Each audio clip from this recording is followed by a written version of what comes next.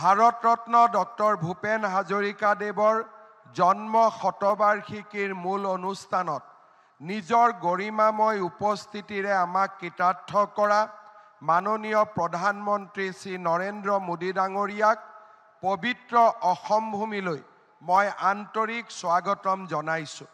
এই বৰ্ণাঢ্য অনুষ্ঠানত মাননীয় প্ৰধানমন্ত্ৰী ডাঙৰীয়াৰ অংশগ্ৰহণে আমাৰ এই আয়োজনৰ সৌষ্ঠৱ অধিক বৃদ্ধি কৰিলে।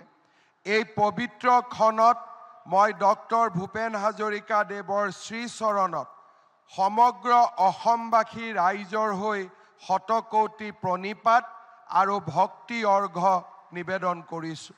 2019 চনত ভাৰতৰ মাননীয় প্ৰধানমন্ত্ৰী ডাঙৰীয়াই এইগৰাকী বিশ্ববৰেণ্য শিল্পীক দেশৰ সৰ্বোচ্চ অসামৰিক সন্মানেৰে ভাৰত ৰত্নৰে বিভূষিত কৰাটো আছিল আমাৰ জাতিৰ বিৰল প্ৰাপ্তিৰ মুহূৰ্ত।